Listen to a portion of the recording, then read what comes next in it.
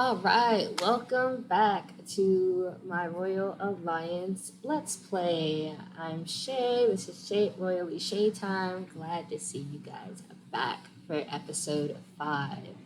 So, it is going to be a little bit wonky between the episodes recording and my voiceovers and when this actually gets posted because I recorded these long before I did the voiceovers for them. And then there's even a longer time between when this will actually be posted. So there's some features that are probably outdated by the time that you see this, or new features that you might not see. Today is spooky day though, so the teens are out and about at this Halloween club that I picked up off the gallery, and they're just hanging in their costumes.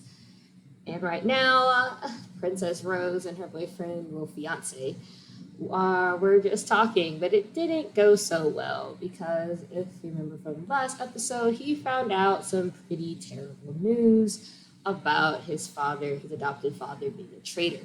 And he hasn't really figured out how to tell Princess Rose this, afraid of the consequences that would happen to his dad, what might happen to him, how she might take it. So it's been very awkward for her to try and figure out, for him to try and figure out how to talk to her about it. And she can kind of tell that he's been avoiding her. But outside of them having their awkward conversations, everybody else seems to be having a really good time. We were able to get most of the teens to come out. They got some really cool costumes. Somebody's a pizza man. I think that's King Tala. Fairies, a zombie student. Let's see, an astronaut. Some of the ninja, some of them aren't that creative. Like a cheerleader. I feel like the adults are the ones that went real simple. And then Princess Maya doesn't seem to be in a costume at all. And here they are trying once again to have a conversation. Like I said, Princess Rose can tell something's up. So she's like, hey, we're away from everybody. Tell me. And he's like, hey, stop pressing me about this. I said I don't want to talk about it. I'm fine. And she's just trying to be sensitive to it and try and open it up and tell him, like, hey, that's what we're here for, you know? Like, we're going to be husband and wife soon, so we should learn how to talk to each other about stuff. You know, you can't just do everything on your own in secret, especially if you're going to become king, because Princess Rose is next in line for the throne of Windenburg. She will be queen, and he didn't like that ending part. And so he once again walked away. Not very mature on his part, but hey, they're still teenagers. They got time to, mature and grow still. Why is the princess doing push-ups on the dance floor? I will never know. But at least they're enjoying themselves. Okay, that's the important part. Some updates. All right. Abby and Ricardo are married, and they moved into Glimmerbrook, which is a region owned by Del Sol. So that was pretty. And that's really the only update for this one.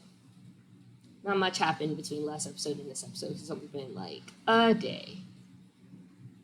We're just watching them dance. All right. That's an interesting dance move. Oh, hey, get it, guys. Choreography. Gotta love the friendship group. They are on point. I didn't realize all of them could dance so well. Or wait, I guess when it's like formed as a group dance, they all dance the exact same way. It's not like when they're cheering or something and it's different dance moves depending on how good their fitness skill is. I don't know. Let me know if I'm wrong or wrong about that. Oh, look at these two seem to be getting along a little bit better now that she's not trying to press him. And that didn't last long as she's like, okay, now that you've calmed down, we played some video games. Rose, if nothing else, is a determined woman. She was like, we're not doing this. We're not doing this childish, not talk to each other BS. We are going to have the uncomfortable conversations. because we're friends. They're friends first, you know. So I would think it probably actually like hurt her feelings to think that he didn't trust her, and he's once again getting defensive. But the look on her face, ooh, maybe he did told her. No, oh no, I think he's finally confessing to her, and she's soaking in the betrayal because his father is the royal advisor, so it's not like her family isn't super close to him. But to find out all the whole truth from him finally, he's like, well, there you have it. You wanted to know. And, you know, apologizing for not telling you sooner, not trusting you sooner with this information, but it's a lot. So he's trying to mend the broken trust between them to make her certain that he had nothing to do with this plan. Like, yes, he was a pawn in the plan as he was a part of it that way, but he had no idea himself that he was being used ever since his adoption. That means his whole life to him is a lie right now. The whole reason he was adopted was for this. And so that makes him sad. Other than the fact that he's naturally pessimistic, to have those fears be proven true is gotta hurt. He's gonna have to go to some therapy probably at some point to get over that. And at this point, it's also about him avoiding jail time, though, because, you know, if his father's convicted and they now have to see was he really involved or not. Oh, look at the dance off. And they're on the lights. Like, that's, wow, dude, you're just going to walk between them? That's cool. And look at Prince and watching his girl go. There we go. Jocelyn's over there. Is Riven around? I don't think so. I don't see him. But they are getting it. Girls know how to move. And then there's she's getting it too in the corner. Look at that. It's actually getting kind of late. Oh my god, it's almost 3 o'clock in the morning. It's a really good thing that these teenagers are like royalty and they aren't beholden to the same kind of rules. Even though I saw a few of them have started to finally go home. There we go. Everybody's like, it's 3 a.m. The club's closing. Most of them decided that at least. Oh, is that Queen Ruby? It is Queen Ruby. She's coming to talk to Jocelyn. Jocelyn's excited to see her queen, I guess. And then, oh look, there's Maleko. They're just standing outside of the club. Is she waiting for somebody? Oh no. Oh no. Count Cave. She was waiting for him, and he knew it too. That's why he went ahead and went up to her. Because the Vice Count Cave, my bad. Should call him by his proper title. And he's telling her about the great night he's had. However, she clearly came here for some official business. Why else would she come out to the club at almost 4 o'clock in the morning? And it sounds like they are getting in an argument. It is probably because she has discovered that he is seeing somebody and not in the works of marrying him.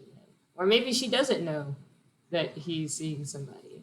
And that's probably even worse. It's probably even worse if she doesn't know, because he's getting up there in age. He's an adult now, I believe, or at the very end of his young adult years. And everybody else from his generation is married or getting married, starting to pop out babies. And he's still, actually, no, they are popping out babies because his generation is like Princess Pearl and stuff like that, and Queen Magnolia and stuff. He was part of my first generation of children. So everybody from his generation is married and already starting to have children, and he's still unmarried. And as a vice count, that's not allowed in Oasis Springs. He needs to, and it's supposed to be arranged.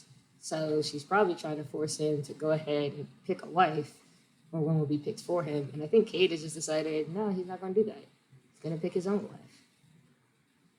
Now we're back to the schemers. I feel like she has an eerie feeling that something's going wrong with the plan. And he's just kind of like, what do you mean something's going wrong? Everything's going great. Don't stress me out like this, because that could be our heads if this goes wrong. Our heads, okay?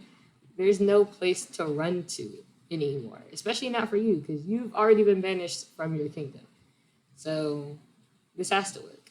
And I think she's kind of just like begrudgingly agreeing that, yeah, you're right. Maybe I'm tripping.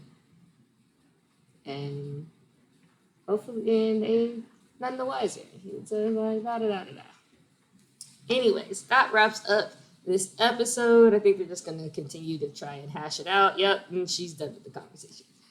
Anyways, hope you guys enjoyed. Please like and subscribe if you enjoyed this, and see you next time. Toodles.